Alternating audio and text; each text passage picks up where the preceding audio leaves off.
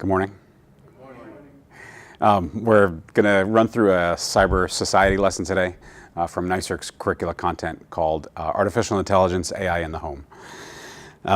So this is an example of methods of areas where artificial intelligence comes into play in home devices and things that we're using every day around the home. We're going to talk a little bit about what artificial intelligence is, what some of these devices are, and what some of the risks are of using them. So a quick couple of do now questions for you. Take 30 seconds, pick one out, and think about. So what I want you to consider when we work through this is with an artificially intelligent device, you're probably going to interact with it naturally. So think for a second how differently you interact with people when you type versus when you speak. And that's can be a sign of artificial intelligence. So what kind of devices do you know use artificial intelligence? What? Alexa? Siri? There's definitely Siri is a AI engine, as is, what are the other ones? Cortana. There's another one I know of. Google Home. Anybody have a Google Home device? How does it get all its data? It connects to your phones, your Wi-Fi, any other smart devices you have. Okay.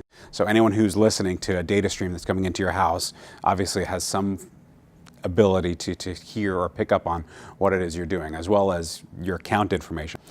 So to do this, we're going to take a look at 3 articles. Freddie Dawson, Mona Lalwani, and Tom Risen. Each are about a year old, and they talk about artificial intelligence. What I'm going to ask you to do is to read and annotate each of the articles, and then in small groups, I want you to pick a question and answer it. There's 6 to choose from, so there's plenty to choose from.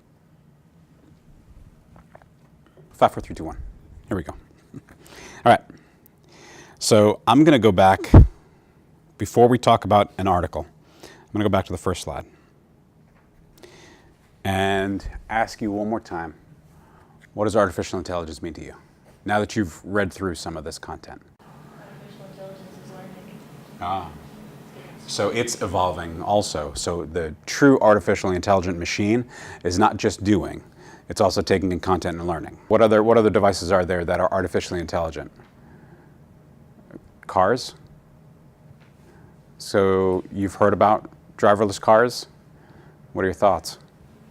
Oh, I don't really like it, to be honest. I've heard a lot about it. Like, I think that if you can use that type of intelligence in your car, then if something goes wrong, you can be driving where it wants you to go, and you have no control.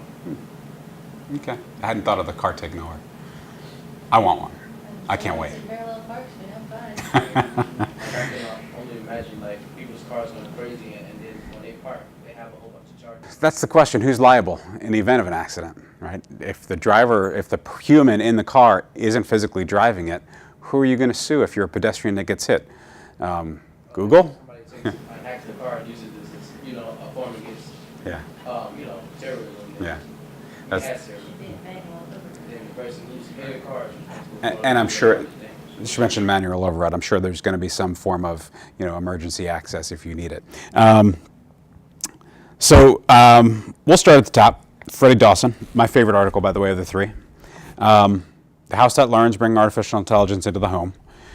This was published in Forbes magazine back in May of 2016. So what did you think about the Freddie Dawson article? Anything triggered you? Anything you come away with saying, I'd like to give that a try? Well, I actually thought about it when we were talking about, they said they want to make an AI build of a home hub prototype. Or like Home hub prototype. That can, make any function. For example, turn on the light, it's easy. So this version of turn on the light, though, is different from Alexa's version of turn on the light. There it is. That's AI Build's prototype for smart home intelligence. It's awfully futuristic looking. It's like nesty looking, like there's going to be some kind of aliens crawling out of it or something, like it's a mothership, right? But it's 3D printed. It's got some steel behind it, but the whole cover is 3D printed. It's got LED lights. It's got 6 cameras, each measuring 60 degrees. A little quick math: 6 times 6. 360 degrees of unobstructed vision. So not only are we bringing artificial intelligent device into the house, we're bringing cameras, microphones, and the ability to pick up on gestures. Remember, the key to an effective artificial intelligence device is not only that it does things for us, but that it learns things about us and helps us anticipate. So what if we teach it wrong?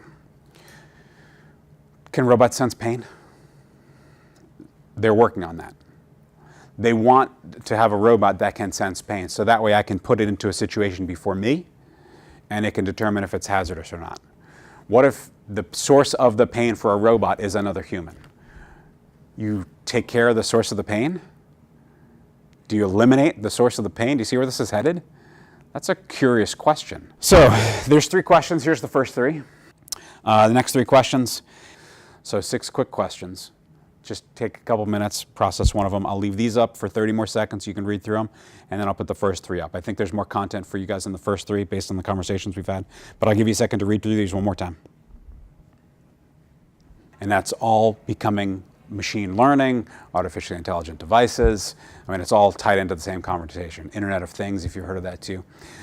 So just one of hopefully a couple more that we'll have on the topic. I do appreciate your attention.